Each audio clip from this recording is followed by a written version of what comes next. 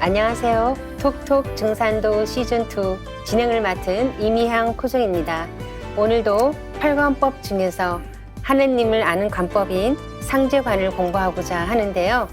지난 시간에 이어 각 종교의 성자들이 전한 하나님의 강세 소식에 대해 알아보겠습니다. 먼저 지난 시간 내용을 전희수 소사님께서 간략히 소개해 주시겠습니까? 네, 지난 시간에는 하나님의 세계에는 조물주 하나님과 그 인격을 가지고 계시는 사람의 형상을 하고 계시는 그런 하나님이 계시고 그리고 선천 종교에서 예수 성자와 불교의 석가모니 부처님 이런 분들이 앞으로 대변국이 닥친다. 이 대변국을 극복할 수 있는 길은 바로 인격을 가지신 그 하나님께서 메시아가 되셔서 이 인간 역사에 내려오셔야만 인류 구원이 이루어진다는 그러한 내용을 살펴보았습니다. 네, 상계님께서는 앞으로는 미륵종불의 세상이니라 내가 곧 미륵이니라 라고 하셨는데요. 불교는 하나님을 믿지 않는다고 생각하시는 분들이 많은데요. 석가모니께서 말씀하신 미륵불이 바로 하나님으로 불교 경전 곳곳에서 미륵불에 대해 자세히 말씀하셨다는 것을 알 수 있습니다. 기독교에서도 하나님의 강세 소식을 전했죠. 네, 그래서 어떻게 보면은 세상에 나와 있는 모든 종교 중에서 하나님의 강세에 대해서 가장 두드러지게 이제 강조했던 종교가 이제 기독교인데요. 기독교의 그 구원의 리듬이라고 하면은 일단 창조, 타락, 이제 구원입니다. 그래서 그 인류가 선천삼각 시대를 살아온 동안에서 너무 근원에서 멀어져 가지고 죄 짓고 고통받고 이렇게 욕망의 늪에서 허우적거리고 있는데 마지막 순간에 이제 그 모든 것을 심판하러 그 예수를 내려보낸 그 천주님이 직접 오신다는 메시지를 폈거든요. 그래서 예수 성자 자체가 그 앞으로 그분이 오실 거를 너무나 명백히 이제 선언했어요. 내가 아니라 나를 보내신 분이 직접 오신다고 했는데, 근데 그분이 여시는 세상에 대해서 이제 새하늘과 새 땅이라는 표현으로 요한계시록에 언급이 되어 있습니다. 그래서 뭐 요한계시록에 보면은 내가 새하늘과 새 땅을 보니 처음 하늘과 처음 땅이 없어졌고 바다도 다시 있지 않더라 해서 완전히 새하늘과 새 땅으로 개벽하는 걸 묘사를 많이 하고 있고요.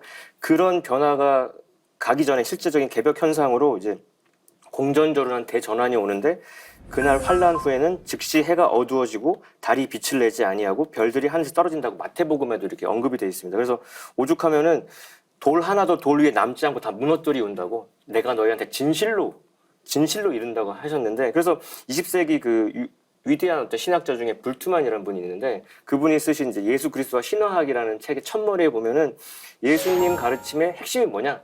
그게 바로 킹덤 오브 갓이다 해가지고 하나님의 왕국이라고 천명을 하는데, 그 왕국이라는 표현에 보면 어떤 지상에 어떤 세워지는 새로운 어떤 세상을 언급하는 것과 함께 하나님의 어떤 인격적인 풍모가 물씬 풍기는 용어거든요. 그래서 근데 이 하나님의 왕국은 반드시 하나님이 오셔가지고 그 어떤 구체적인 행위를 통해서 완성된다는 게 메시지입니다. 그래서 그 시기에 심판에서 구원받는 길은 인간으로 오신 하나님의 말씀을 받들어야 된다. 그래서 그 기독교에서 하나님의 말씀을 그 로고스라고 했거든요. 그래서 그때 구원의 방법이 뭐 구원의 투구와 성령의 검이 하나님의 말씀인데 그게 내 성령에 들어와서 그 레에마라고 하는 완전히 하나님의 말씀과 합일된 말씀대로 실천을 해야만 궁극의 완성이 된다는 게 기독교 구원관의 핵심이다 이렇게 말씀드릴 수 있겠습니다. 저는 실제로 이 기독교 구원관의 핵심이 되는 이 지상의 하나님의 강세에 대한 그 성경의 구절을 몇 개 살펴보고자 합니다.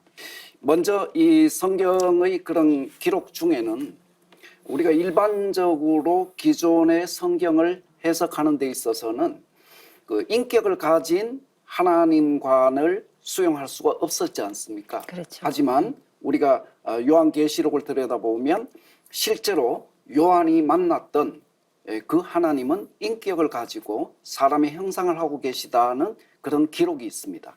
먼저 계시록에 그 20장 11절을 보면 내가 크고 흰 보좌와, 이때 보좌라는 것은 그분이 앉아 계시는 자리를 높여서 보배로울 보자를 붙여서 보좌라고 이렇게 칭했던 겁니다. 그 위에 앉으신 분을 보니 땅과 하늘이 그 앞에서 피하여 간데 없더라. 그다음 다른 구절로는 21장 5절인데 보좌에 앉으신 이가 이르되 보라 내가 만물을 새롭게 하노라 하시니라. 이런 구절이 있습니다. 이 두 구절은 엄격하게 천상의 이 높으신 보좌에서 이 천명을 내리시는 사람의 모습을 하고 계시는 그런 하나님 모습을 우리는 누구나 엿볼 수 있다고 생각을 합니다. 다음으로는 이 하나님은 이 장차 닥칠 그 백보자 심판에 그런 부분을 잠깐 언급을 하셨는데 기독교 이 심판론의 핵심은 백보자 심판인데 이 백보자 심판 때는 반드시 이 하나님의 천국은 하나님의 강세로서 성취된다는 그런 말씀과 같이 그 보좌에 계시는 하나님께서 보좌를 버리고 이 인간 역사에 인간으로 오신다는 그런 기록 또한 있습니다.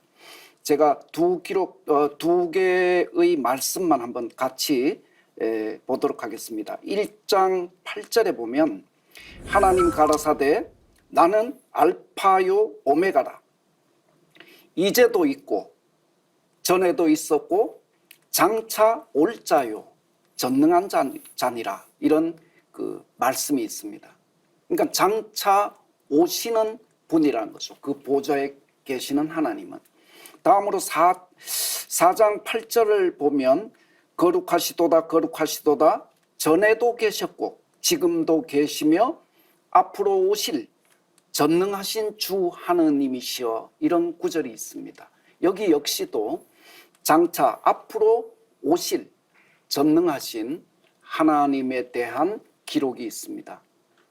따라서 이런 기록을 살펴볼 때 결국 하나님의 천국, 이 지상의 완전한 구원은 그 보좌에 계시는 하나님께서 인간으로 오심으로써 성취된다는 것을 확인할 수가 있겠습니다. 네, 그 각 종교가 그 교리는 비록 다를지라도 그 큰 틀에서 보면 인류 보편의 사랑과 자비를 이렇게 가르쳤듯이 성자들이 전한 그런 그 깨달음의 결론도 같다는 것을 알 수가 있는데요.